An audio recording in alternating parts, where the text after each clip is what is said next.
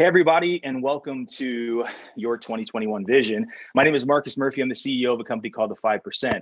But if you're watching this right now, it is day one of WTM, and I am more than excited, obviously, not just hopped up on coffee, not because I'm stuck in my house in a lockdown in London. I'm excited because we get the opportunity today and for the rest of the week to have immediate gratification. And what I mean by that is we have incredible speakers. We have an amazing panel to end out this session today about 2021 vision. But before we do that, I do want to tell you, so the format for all of this, the format for this session and kind of moving forward is very simple. I'm going to give you a quick presentation. I'm going to give you an overview of how I've sat down with all of my teams over the years and created our vision, where we're going, how we're getting there, what it's going to take to get there. And I have that in a hopefully exciting professional manner outside of my hat, which is covering my COVID hair, and this jumper, which is clearly not my typical dress for any kind of stage thing. But guess what? We're in our house. This is our world now. We're in a box. So I bet at home you are probably looking pretty similar. So here's the deal. Like I said before, we're going to have a quick presentation. I'm going to talk about setting this tone. We're going to introduce our amazing expert panel, people from all over the globe who you widely respect in the industry, talking about travel, which I'm really, really excited about, and what's going on, where it's going, and what they're doing to be successful. The second thing is you can ask questions.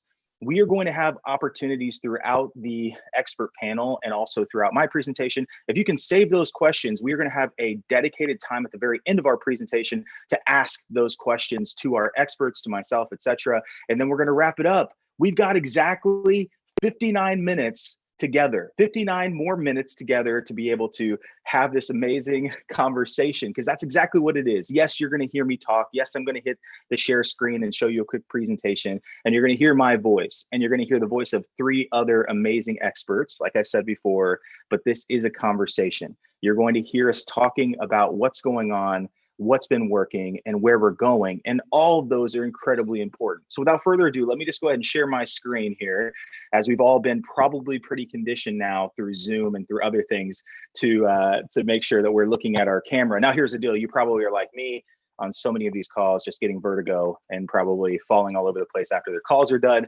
But for one more 58-minute presentation, please hang in there. I swear it's worth it. This is going to be a great way to kick off your day, but also a really great way to kick off WTM 2020. All right. So anyway, like I said before, your 2021 vision. Now, as the CEO of my company and working as an executive for the last 10 plus years at multiple companies, I wanted to make sure that I gave you the opportunity to maybe use an internal tool. So this is kind of like the secret sauce, some of the stuff that we've been using for years that have been really successful in addressing what it means to establish a strong vision.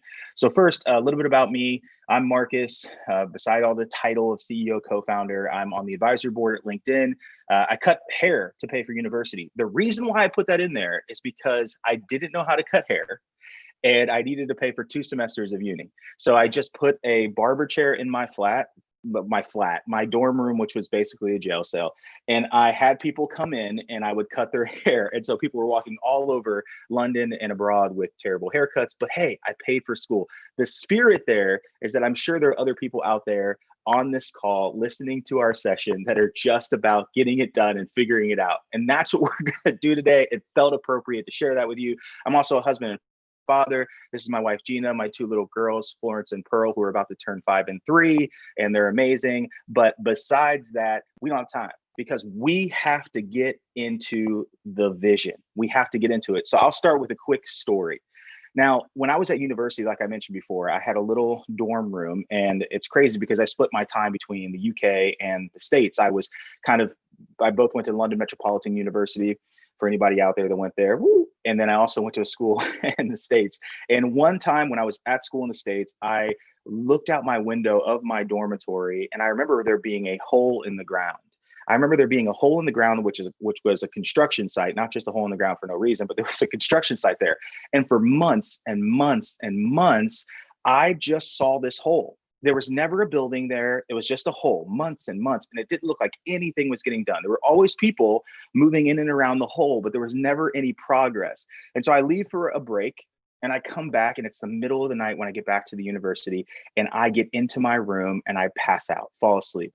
And the next morning I wake up, I look out the window, and what had like previously been this big hole in the ground was now a massive building, like a massive skyscraper type building. And I'm like, that happened overnight. There is no way that it went from this hole, there was nothing there for months and months and months, and now there's this massive skyscraper. How did that happen? And as I've seen over the years, when I got smarter, because I must have just been an uneducated, ignorant university student, but what is really good when you start learning about how buildings are built. So you look at like London, or you look at New York, or you look at Hong Kong, or you look at all these really incredible hubs where all these big buildings exist. They actually spend more time building the foundation than they do the actual structure.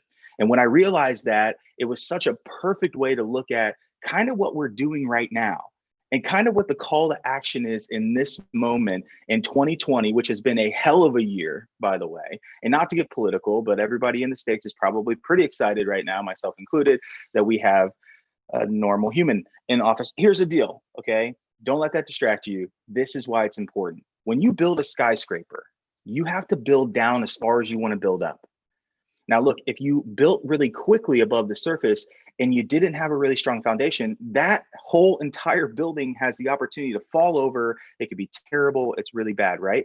But if you're building a major skyscraper, if you're building the biggest one in the world, you have to dig down to the bedrock to make sure this thing does not falter. And I think that's really important for us when we're talking about vision. And it's the same thing I've been telling all of our teams, is that when you sit around and you start to think about where you want to go, then you need to also understand that there's a preparation time. There is a time for the growth. There's a time for everyone to see, wow, that's an overnight celebrity, like an overnight sensation. It's like, no, it's not an overnight sensation. It took 10 years or 5 years or 4 years to build to the bedrock, because we knew that we needed to build something substantial. And so before we hop into this whole vision, which I'm going to teach you how we actually create our vision at the 5%, is that I want to just make sure that we're understanding what season we are in. Like, we are no longer allowed to sit balled up on the couch in a fetal position. 2020 sucked for sure, but 2020 is now going to be behind us in a few short months. And now is the time to go to the bedrock.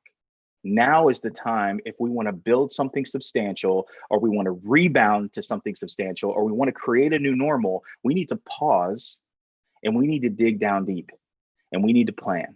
Okay. So vision is all about planning. Having a really strong vision for something takes a second to breathe, to stop, to pause, to make sure that you are actually taking a second to build something deep enough that's going to support your vision. Make sense? I think it does, right? So skyscraper mentality for the rest of this talk, and then we're going to get into it. So here we go. So a long time ago, I was sitting in a bar, okay, a pub for all of our UK folks. And I was talking to a friend of mine about what does it look like to be successful. And we wrote down on a bar napkin this equation about success. And literally, if there is anybody who loves maths here, I'm not sure, wait, go ahead and raise your hand. Yeah, none of us, nobody over there. Nobody raised their hands virtually. I could see all of you. And this is good news, because this is one massive acronym. And so this is what we've been using internally to talk about vision. And it literally reads from right to left, okay? Because it's so not math that we have to make sure that it's not. So the acronym starts with a V, and V stands for vision, okay? Obviously, that's what we're talking about right now.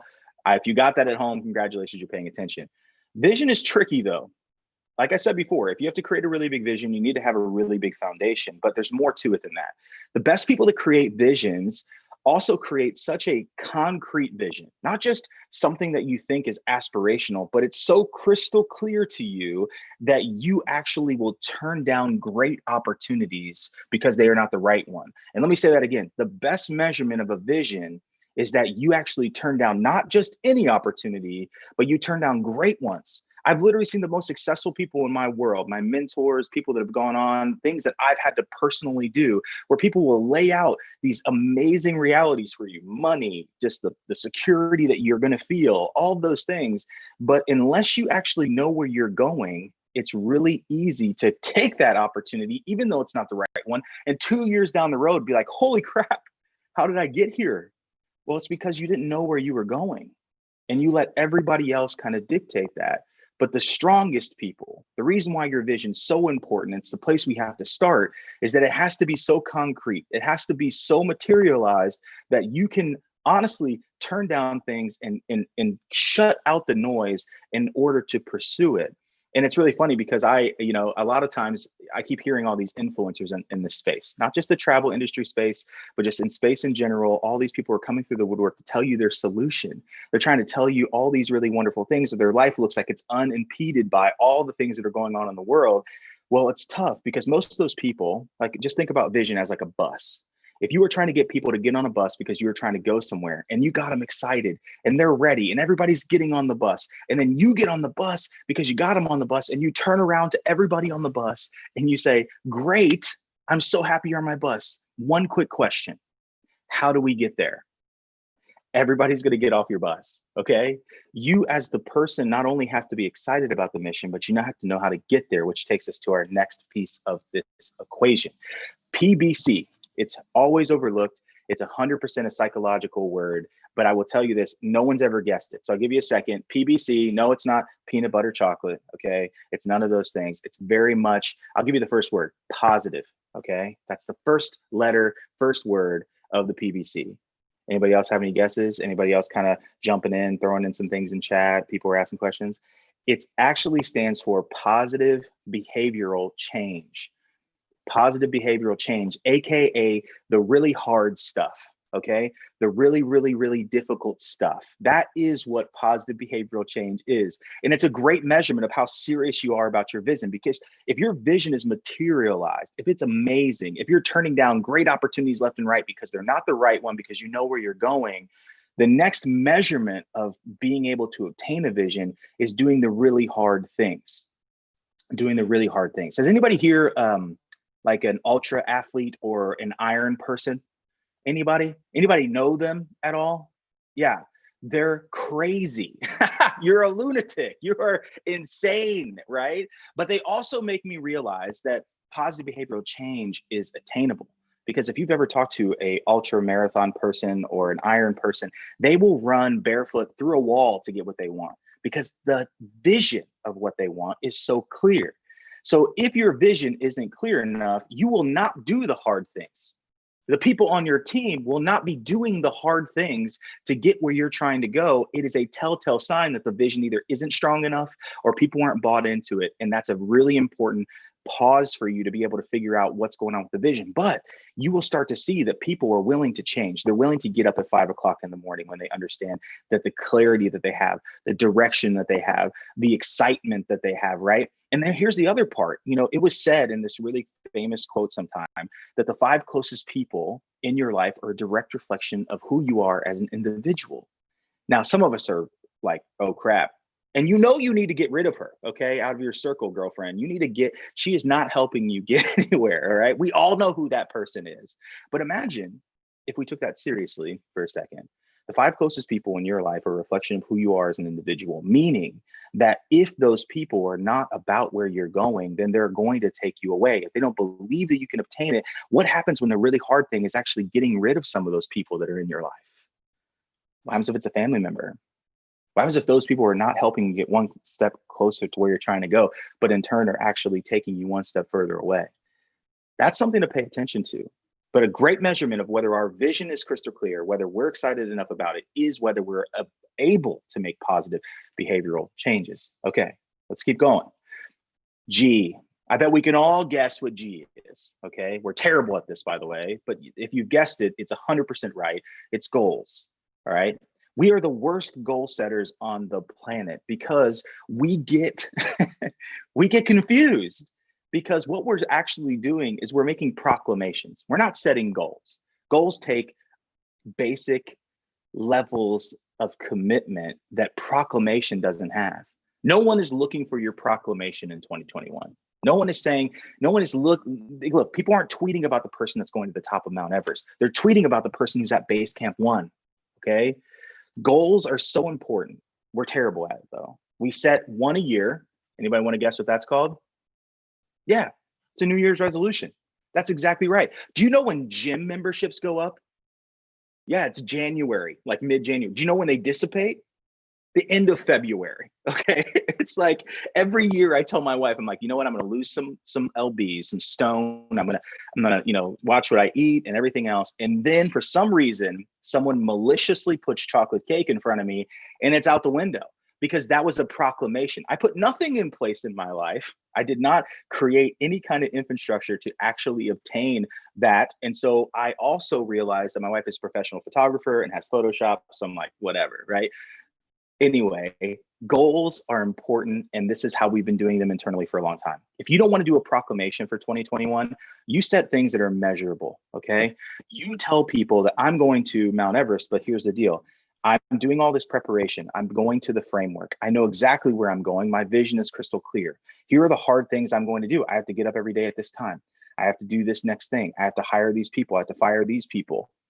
I have to think about ways that I'm going to expand my network in my community. I'm going to do these very specific things. And then here's my daily, weekly, monthly, quarterly, yearly plan that's usually done in big threes. That's how we do it in our organization. We have a daily big three. These are the three things I have to accomplish that are going to get to my weekly goal. And then I have a weekly big three, and these three things, based on the three things I've been doing every day, have to get to my monthly goal. And then those big three monthly goals obviously have to tie into your quarterly, which ties into your year. Those are real ways of setting goals. Do not be the people in 2021 that make proclamations without action, okay? You have to take it, have to measure it, and it has to be specific. Okay, back to our thing, because I know we're gonna obviously do this and I wanna get into our panel, but hopefully you're hanging with me at home and you're writing this down. SK. SK stands for skills and knowledge. Skills and knowledge. It's what you're doing right now. It's the fact that you've carved out time to come to WTM, which is going to be amazing the rest of this week. It's taking this information, okay? It's putting it in your brain. I always laugh because I had a mentor of mine one time tell me that we have to replace some of the things that are clogging up our minds. Like we have to, in order to get where we're trying to go, we actually have to start making decisions with our knowledge and what we put into our brain. And the best way that I've heard this from him is that, I don't know if any of you have this like I do, but sometimes in my household with my girls, not me, of course, there will be a dirty dish or cup inside the sink. And it's like kind of, you know, grayish water and not very attractive. It's gross, right? I'm the only one. I guarantee someone out here has the same issue as me, all right? And I'm not, you know, whatever. Anyway. The only way to make that water clear again is if you turn on the faucet. If you turn on the faucet and you let that water run into that cup, eventually the cup becomes clear. That's exactly what we're talking about with skills and knowledge. The people that are serious about their vision in 2021, it's going to be reflective in the way that they chase down the necessary tools to accomplish it. It means kind of like putting down the funny papers and picking up the Wall Street Journal. Sometimes it might actually be coming to things like this, slowing down enough to learn from other people, from experts, from people that have been there and done it. The non-hypotheticals, right? The non-theologian, the practitioners are the people that you want to learn from, people that are in the trenches doing the work. And this is good work. It's also reading. You know, it's really wild to me how many people don't read anymore. It's like unbelievable. And it's not just the people when we're on airplanes and we see that book that's just sitting there and they never open it. That's for looks, okay? We know they're not reading that book.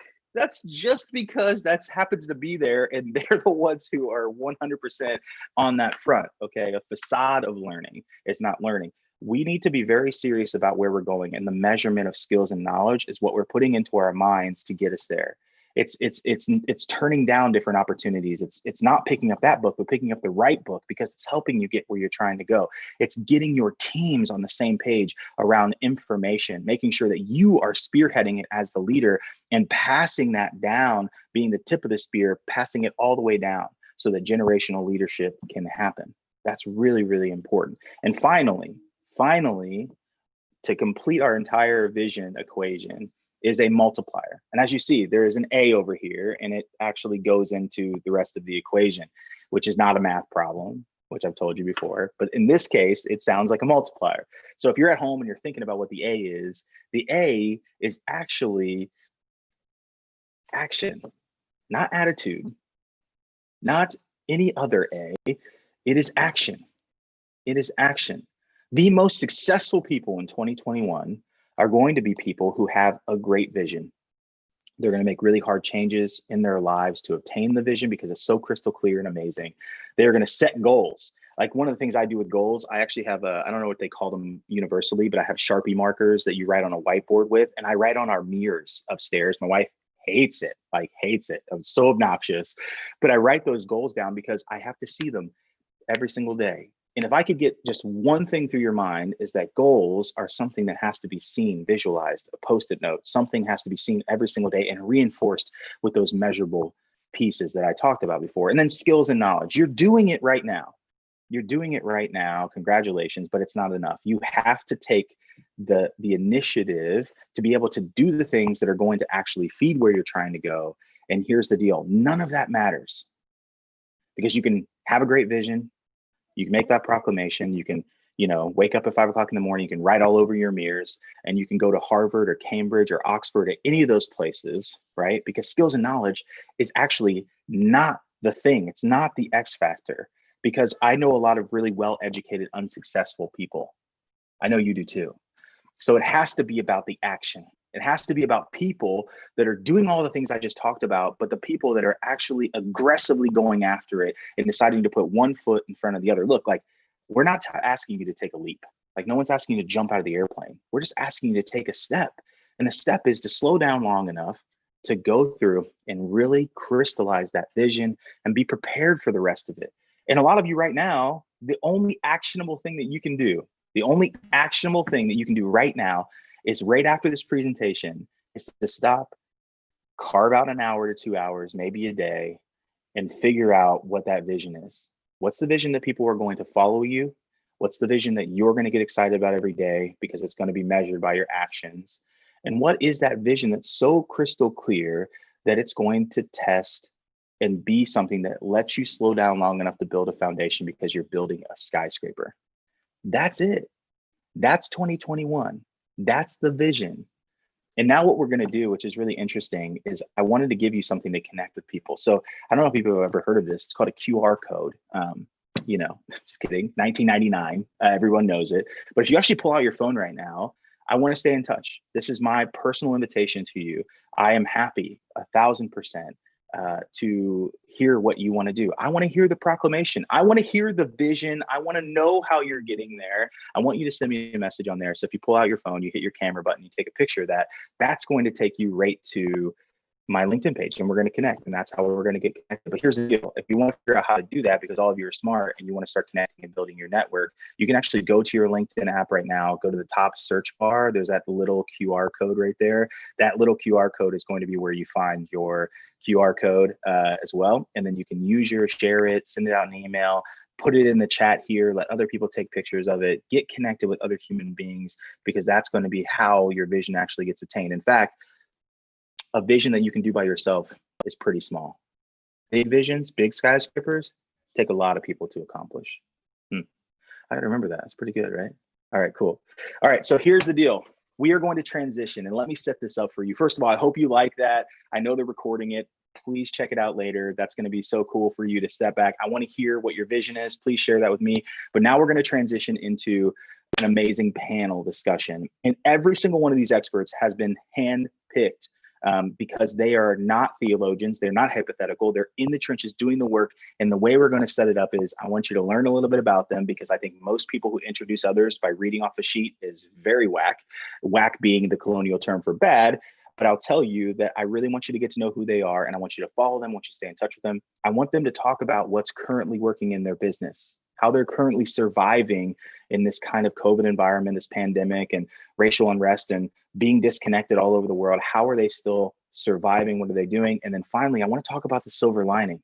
I want to talk about what's the good in this and where are we going? What's the prediction for the future? That is going to be something that we want to do. And then finally, like I promised before, after about 25 minutes or so, we're going to come back in and we're going to answer your questions. So make sure you keep your questions there, put them into to submit them. We're going to get the questions and I'll make sure that I ask the panel. But thank you so much for your attention. So let's bring in our guest really quick. Okay. So first of all, we have Ant Stone. Ant, are you there? Good morning, everyone. Good morning, Ant. And then we also have, let's just keep going here. There you are, Lavina DeSousa. Oh, wait. Lavinia, are you still there? Sorry, it looks like it might have been Yeah, disconnected. Are you I'm still there? yeah. All right, yes. And everybody in the industry, man, they probably follow you on Instagram like I do, so everybody knows who you are. And then maybe maybe a new face here for everybody is Josh Collins. Josh, are you there? Yeah, what's happening? You guys hear me? Now, and we have to say thank you to Josh, because Josh is also, he literally, it's 4:20 in the States. He's in a place called Tennessee, and he got on the line today to get ready for this at 3:30 in the morning, and somehow still looks great. I have no idea how he did it. So thank you. Really appreciate it. So guys, like I said before, I really wanted to come back here, and I wanted to be able to kind of have an opportunity for you to introduce yourselves, because that's what we need to talk about. Not just a normal introduction, but why the heck are you here? Like, why did you wake up at 3 o'clock in the morning, Josh, to get on this call? Because I feel like this is really important for all of you, being able to kind of set the tone, tell people what's going on, and then be able to kind of be a North Star for people. Because I'm looking for people that are doing well right now that other people can kind of follow and ask questions and set the example. So I'm going to start with Ant. Ant, I know a ton about you. I read your bio. You are incredibly impressive. None of us are impressive as Lavina, but we are trying our best. So Lavinia, but Ant, tell us a little bit about who you are, where you are, and why you are credible on this panel. Thanks, Marcus. That's a really great introduction. My name's Ant Stone. I'm the Director of Marketing for Ventures. We're a small group adventure tour operator founded in 1980. Today, we operate over 750 trips in over 100 countries on all 7 continents. We're a global social enterprise. Our trips help small businesses and local communities to help themselves. And as the Director of Marketing, I am responsible for developing and driving both the marketing and communications strategy for Ventures in line with our mission, which is simply to enable travel to become the greatest form of wealth redistribution the world has ever seen. I've been in the industry for over 10 years, working in both travel agent and on the tour operator side. And I'm excited today to share some of the things that Ventures have been doing during the last 8 months and prior, and also where we're going in the future. Amazing. Thank you. All right. So Lavinia, hello. Thank you for being here. Thank you for having me. I basically was just talking to everybody about how famous you are and just how you've been all over the world, etc. But and when we were on the call prepping for this, Josh and Ant, she was talking about how she's writing 27 books. She just got her 5th doctoral bachelor. She's just all over the place. And all of us just felt like, well, I'm just trying to like survive over here. That's okay? right. Oh God, no. Lavinia, tell us a little bit about yourself for those people who don't know you. Please tell us a little bit about what you do. Well, I wish I was that famous, but I'm not doing bad. Thank you for that lovely introduction, as well as talking about goals and visions, because that's pretty been most of my year. And to all who don't know me, I'm Lavina, and I run Continent Talk, which I've been doing for the last 7 years. But I am also a full-time analyst. I've been an analyst for more than a decade. I create websites. I design websites. I also am writing a book currently. I conduct workshops, which is probably why Marcus was like, she's all over the place. And since we're talking about, something unique about you, I was traveling a lot last year. And I decided, I was really tired. I had burnout. So I stayed indoors for 2 weeks without getting out in Jan. This was before COVID happened. This was even before COVID was like anybody knew COVID was going to happen. I stayed indoors. I shut myself in. I only used to open the door for groceries. And I did not expect this year to turn out the way it has. But it has been good so far. And, going back, cutting down into what you're really looking to do, trying to shuffle things has really helped. This is my 6th speaking engagement in the last month. And I'm excited to be on this panel, and I can't wait to share what I've been up to. Thank you. No, amazing. All right. So Josh, you're barely awake, but please tell us, who you are, a little bit about your history.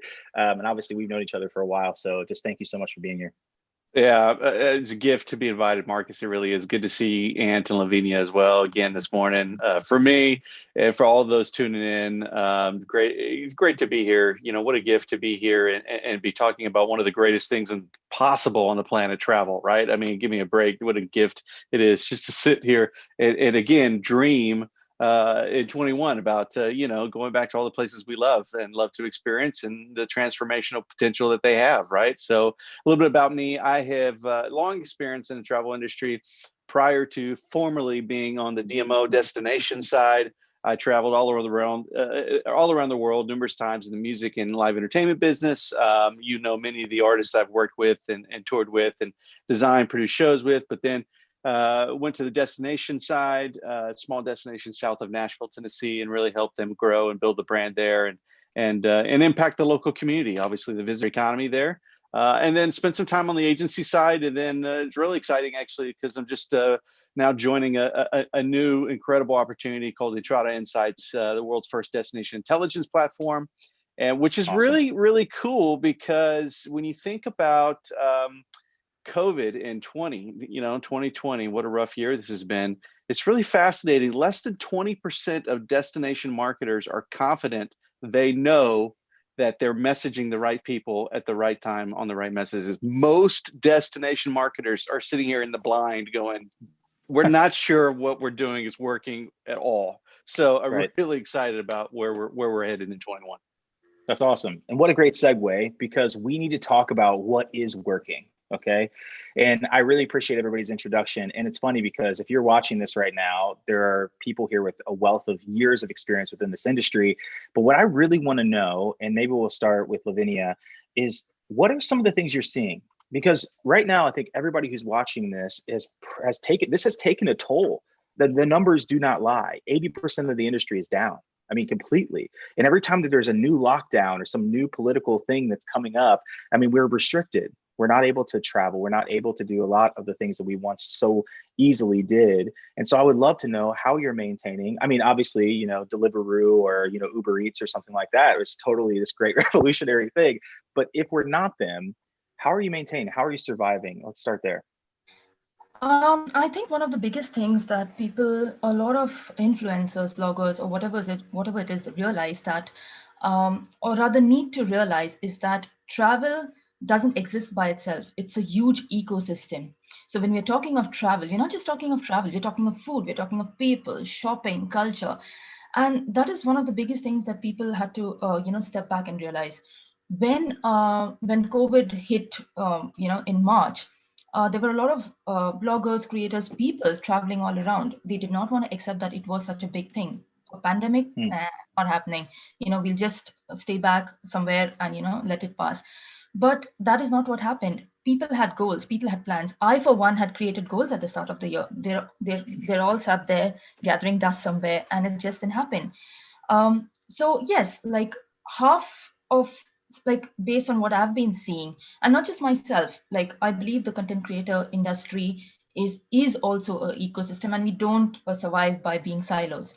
So a lot of them, decided to continue working on what they were doing. Shifting focus, trying to, work on new things, interesting things that might work. So that could just be like putting your head down and ensuring you continue to create content, irrespective of what's happening in the world. The other half were the ones, with vision, who realized that, whenever there's something going really wrong in the world, that is actually the chance to actually create and come up with something new, things that you never knew were required, things that you never knew could exist. There have been amazing people that I have had the pleasure to know, people like Lola, who started Local Purse, which is literally like online shopping all over the world, supporting local businesses. There's people who decided, like, even if they were not creating something new, even if they were continuing work, if you're an Instagrammer, if you don't have a blog, it was all about making that connection. Because even if people aren't traveling, it is for influencers, for content creators, it is mainly about being you. People buy what you you recommend. It's about what you like. So making that connection was important. And that is what I've been seeing. I remember Keith of iAmbassador, sharing this amazing diagram. As a tech person, it looked like a Venn diagram to me, but it was a diagram wherein, people were like in the scared phase, learning phase, and growth phase. And I completely agree when you say, Marcus, we are at the end of 2020. We can't really please shield me from this. This can't be happening. No, a lot of people went to the learning phase. They had to, because if you were running only a single website, it was never going to work. Affiliate incomes were slashed down even by Amazon. Like Bezos is on his way to become a trillionaire, but he doesn't want to share it. So he cut down affiliate income to 1 to 3% from 8%. So there was no affiliates. People were not checking websites for travel. If you did put out content on Instagram, people are like, go away, it's not happening. And if you are still traveling, you're being irresponsible. So all of that had to, people had to work and, do better. And I think we're finally, a lot of us are at that stage, be it brands, be it, creators, we're finally at the growth phase wherein we are like, okay, this is the new normal probably for the next 4 to 5 months. And we're going to evolve. Whatever we evolve to may not be required, but we still have to do it. Yeah, that's so good. And I hope everybody caught those pieces. But one of the things I love that I'll pull out of there is like the connection piece, the community piece, the things that we can actually control, we can still do, and creating content right now that is empathetic, right? Empathetic Yes, to everyone's situation. absolutely. Like if we came in here right now with this massively high produced, crazy, it would be a little weird because everyone at home is not experiencing this. They're experiencing this right here. Absolutely. So I really appreciate that. Thank you so much. All right, Ant. So we're here in lockdown. So tell me all about the things that you've been up to and things that people can take and maybe apply to their own situations.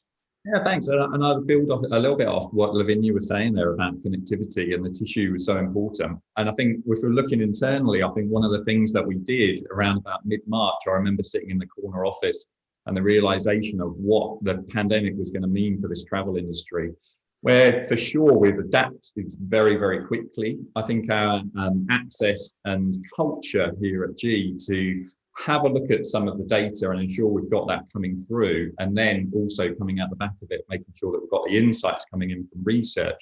So coming back, connectivity, really super important for G Adventures, but connecting aligned across some of the similar messages and some of those similar goals that you talked to in the opener, Marcus.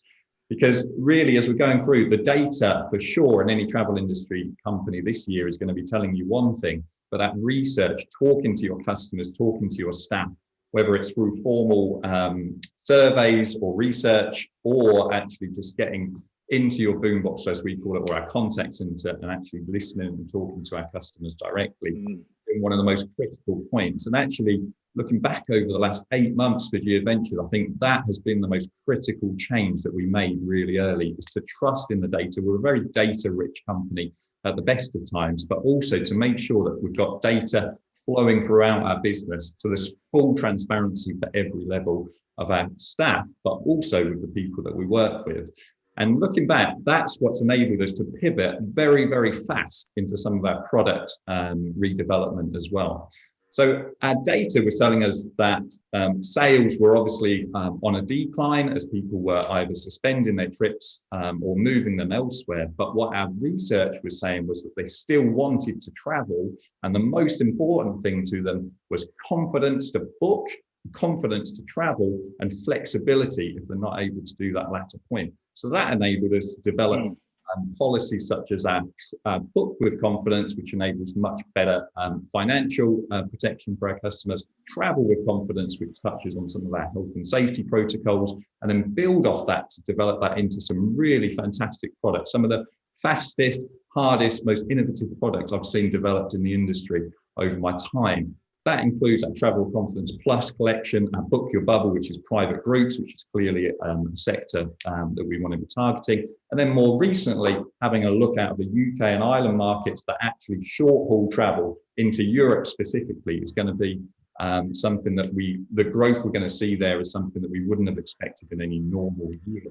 That's enabled us to have a look at our Europe destination product. Our Europe product's traditionally built for non-Europeans, but this year we've taken a good hard look at it and made sure that it's attractive to both the UK and Europe markets. So definitely connectivity, but also making sure that we've got that vision that you've really clearly set out, and making sure that the two things are going hand in hand. So it's been a fantastic year from that. And actually, do really believe, I hear it said a lot, that 2020 has been a rubbish year, can't wait for 2020 to be over, 2021.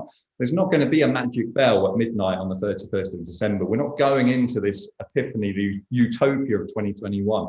We're still in this moment. And actually, the most important thing I think for us as an industry is to reflect and respect that actually in 2020, we've seen some fantastic developments in terms of skills, in terms of insights, in terms of process, technology, to enable us to fight through the pandemic. And it's not a calendar year pandemic, remembering this as well, really importantly. So we've got managers back on the shop floor. We've got more voice than ever for some of our more junior staff members. So really, I've been very, very proud of the whole industry through 2020 and excited to go into 2021 and continue. Wow. I have like 18 million things from what you just said, but the one that I love the most is that you actually stopped to listen to your customers. It just felt like that was the most important thing that you just said. I mean, yeah, go.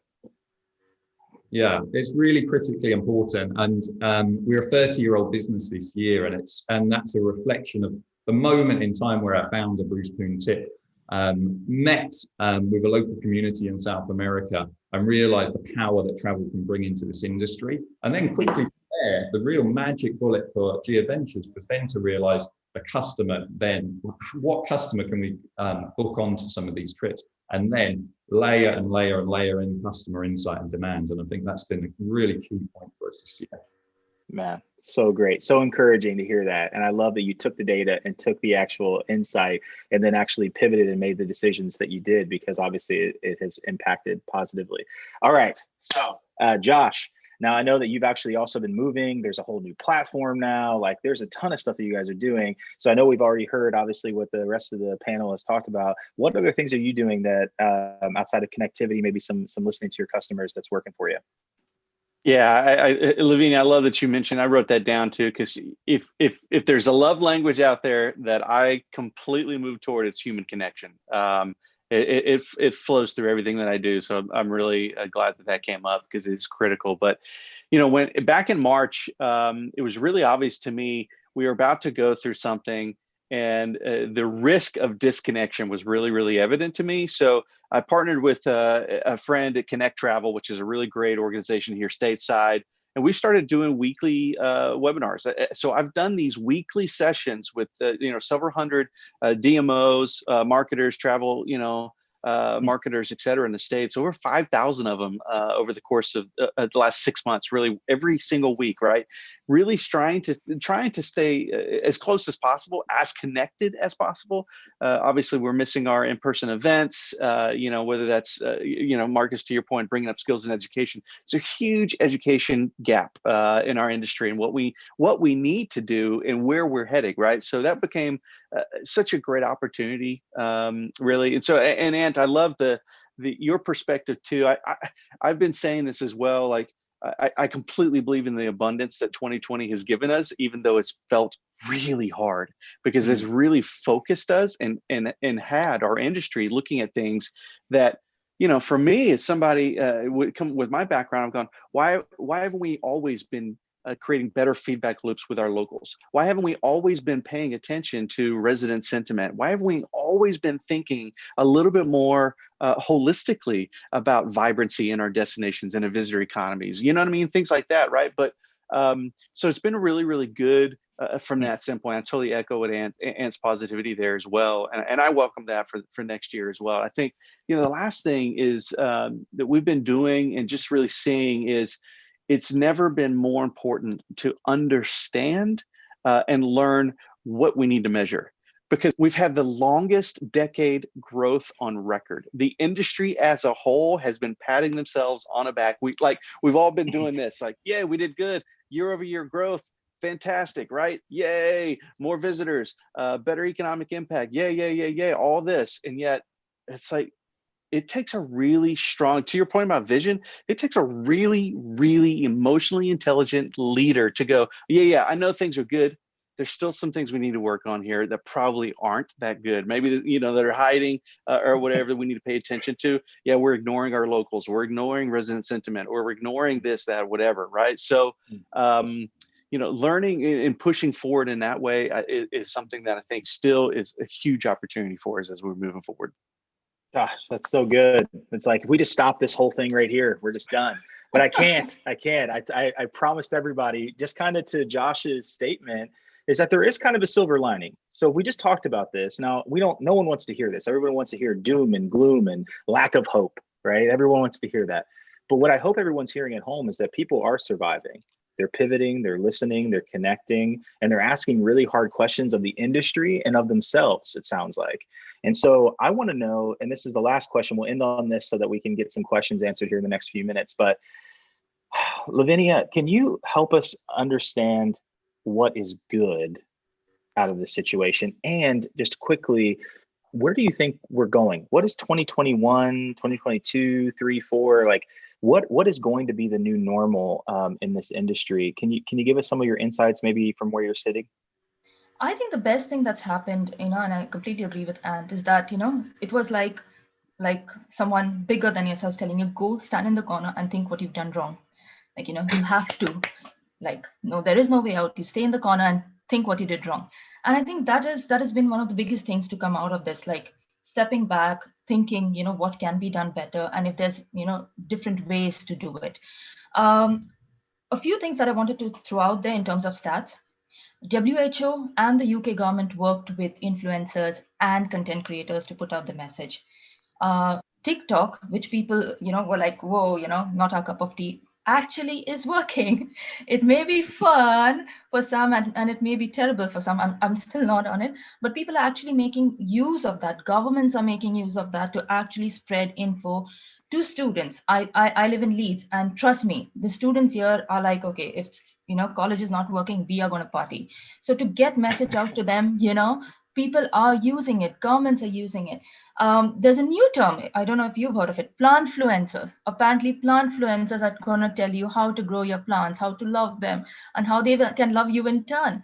So and then there's yeah, I am not kidding. And and Awesome. there's also things like if you're tired of hearing people telling you to niche down, yes, that's still going to happen, because people are now niching down to travel, but niche is like birding, wherein you only go and watch birds, fishing, yachting, like even niching down. So if there were people who were running one site, they've now branched out to running multiple sites.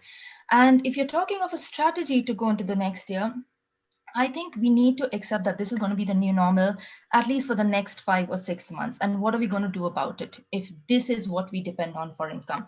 So in terms of strategy, in terms of marketing strategy, in anything, we need to talk and focus on our audience. Like Anne said, the buzzword or generate leads or something, step back and see what they want, what content they're looking for, whether the audience that is there, if there's more than one platform that they're looking at. And by platform, I don't really mean social media. It can be anything. It can be books, it can be courses. You need to step back and also ensure that your foundation is strong. So step back, learn, and ensure that you are sensitive to what people are looking for. As creators, influencers, I know we're always, getting bashed, for like, oh God, they're sitting somewhere, some high-rise building, on pool in bikinis, or, somewhere. Well, all of that content was old. Some people get it, some don't. But we need to ensure that the message is right. And yes, we can still work with brands. There are DMOs still conducting campaigns. They're trying to put out the right message. Local travel is going to see a boom. You need to be able to stand out, niche down. And the way we can still continue to work, and there are people, brands like Traverse, like Captivate, working. I myself have worked on campaigns, so even somewhere in April and May.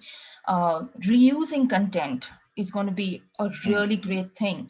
Long-term connections, and the best bit that that people can work towards is ensuring they're on site, using things like live stories to ensure to push restaurants, brands, to convey to people what are the measures they're taking to ensure safety is put at the forefront and people are at the heart of what they do.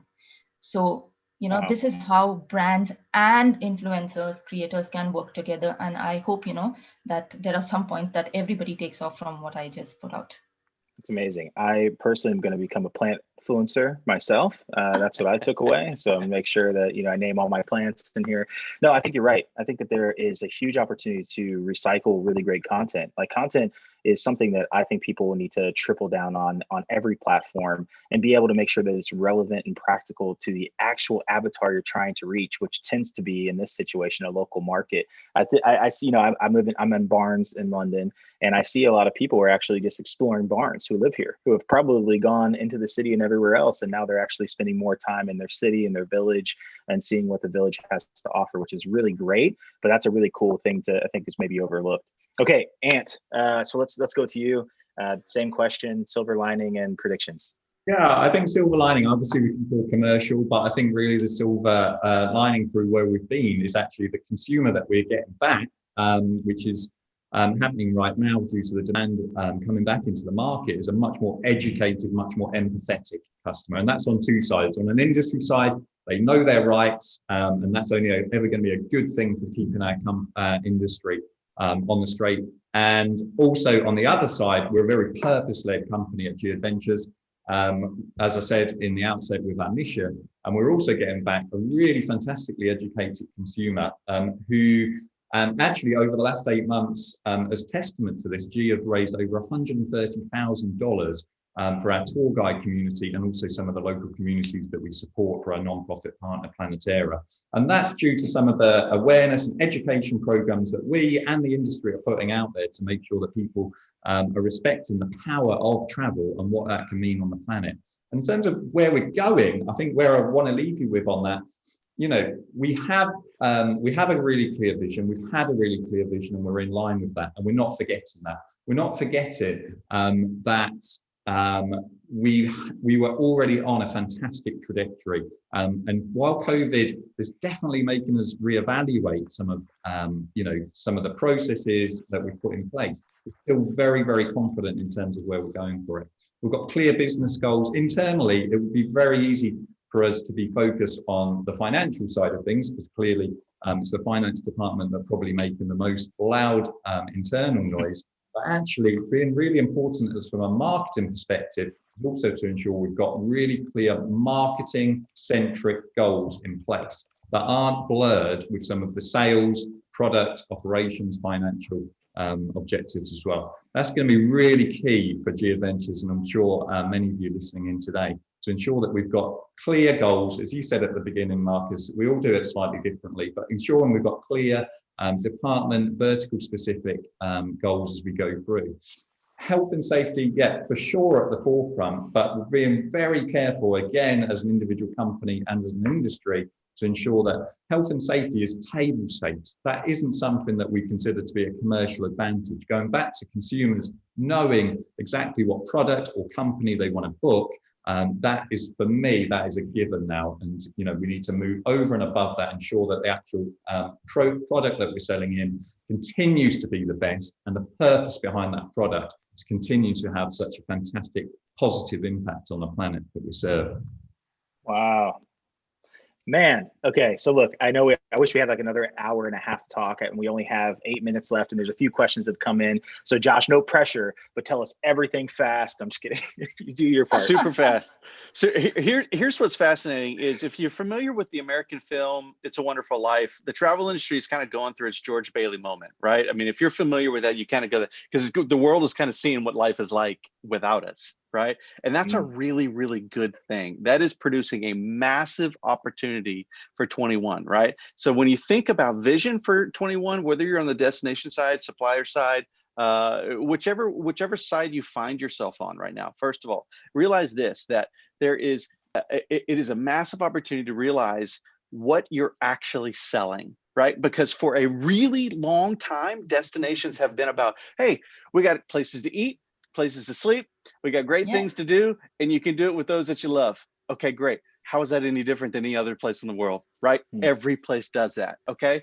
But for those destinations in the travel industry that are going to recover fast, because we're all starting at the same place again, those that are going to recover well and recover fast are going to understand that's not what they're selling. And in fact, that's never really ever been what they're selling, right? What we are selling are transformational experiences that people can have. We're talking about the last trip with their loved ones, the last memories that they'll have with their loved ones. That's what we're marketing. That's what we're selling, right? So the vision for 21, if you're on this buyer side, supplier side, is really focus on what it is specifically that you're selling, that you can market. What is those unique stories? What are those unique point of views that only can be built and experienced in your destination or on behalf of your brand, right? Okay, boom, there you go. Let's go. That was great. Mic drop. Now we got 5 minutes or 6 minutes here. Thank you, Josh. No, it's so good. It's so true. We have to ask ourselves these questions. Okay, so we're going to rapid fire. I've got a few questions over here from the audience, and I'm just going to go through and kind of point them out to people. If you feel passionate, let's go ahead and answer one of them pretty quickly. The one thing I was going to say, I love this one. When do you think the international tourism will be back to the way it was before COVID happened? Like, when is it going to be back to that normal? What do you think? Such a fun question, but you don't have to answer it that way. Who wants to go? Oh, go Ant. Yeah, go ahead. Volume, I think we're a couple of years ahead, away from being at the volume that we're at. But in terms of international travel coming back to where it was, again, talking about some of the things that all four of us have talked today about, we've got to respect the fact that the coronavirus pandemic has given us that opportunity to actually reevaluate and not come back how we were, actually make positive changes both in our product, our destinations, and obviously the people, us as individuals and our customers that travel. So it's not about going back to where we were at the beginning of 2020, it's realizing the potential of where we can be at the beginning of 2021. Great. Lavinia, answer this question for me. What examples have you seen of companies right now, like companies doing their best to readjust to this new normal? And like, what do you have any that are actually like doing something like the best campaigns you've seen? Because I know you're in that social space. Who else do you think is doing a good job? Well, there are quite a few actually. There are people who are sending, like brands who are actually sending products home. You can actually eat and drink them, and are conducting virtual campaigns that way. So it is happening. There is one person who's like taking a video around in their city, and there are influencers actually streaming that on their channels. There are people who are working on campaigns based on content they already have. They're actually creating video. I personally know a lot of creators, like Jen on a jet plane or something, who are like, the world from my window, wherein people everywhere around the world, you can actually see, stuff from your window about your city. So there's so many innovative ways of doing things, and you can still continue to do that. I completely agree that, what Anne said. I think we need to take this as a stepping stone to actually do better and greater. We would love to go back to figures, and people traveling around freely, but if there's a chance we can do it better, why not? So yes, there are innovative ways where people are thinking of new channels, platforms, and employing people to do something, and we're just getting started. Amazing.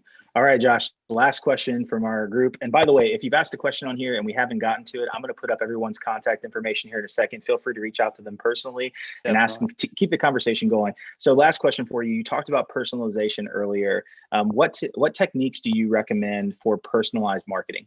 Like just a quick couple of things that people can use, because obviously personalization seems to be a massive piece of this.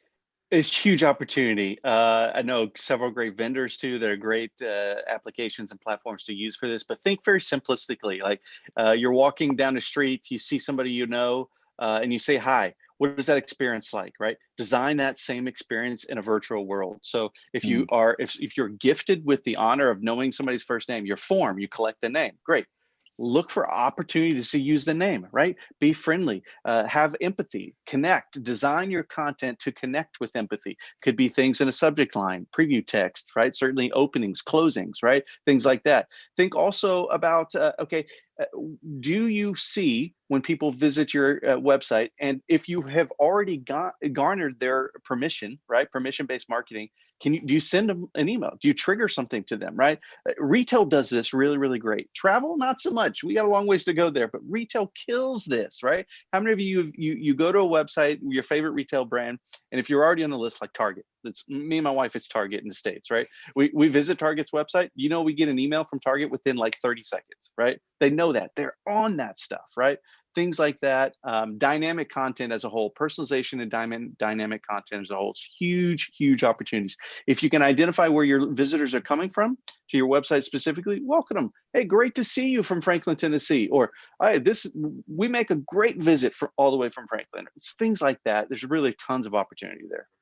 Amazing. I wish that we could just like sit on here all day. Obviously, we have hit it on the nail. We have kicked this thing off on time, and we are going to end on time, which is amazing. Ant, thank you so much. By the way, everybody that's on here, you can obviously connect with Ant on LinkedIn. You can see his /here Ant Stone. There's also a website, www.trailofants.com, to make sure you check out Ant. Lavinia, you're amazing. Thank you so much. And obviously, if you are not following her on Instagram, please go do that, because I think that so far has been a great decision on my part to follow you around. And then also, obviously, continenthop.com if you check it out. And then, Josh, you can go back to bed now. I'm just kidding. You're probably going to get on a flight to go somewhere, which is fine. That's right. But obviously, Josh is coming to us from Tennessee. He is going to be connected also on 6 Steps 268 on LinkedIn. And then also Entrada, what is this one here? Sorry, just cut off. Entrada Insights. EntradaInsights.com as well. And be sure to keep the conversation going, everybody. Thank you so much for your time. Thank you, everybody at home. Thank you to our panelists. We are so excited to kick this off, and we hope you have a wonderful, wonderful time for the rest of WTM. Thanks, everybody. Have a great one. Bye, everybody. Thank you.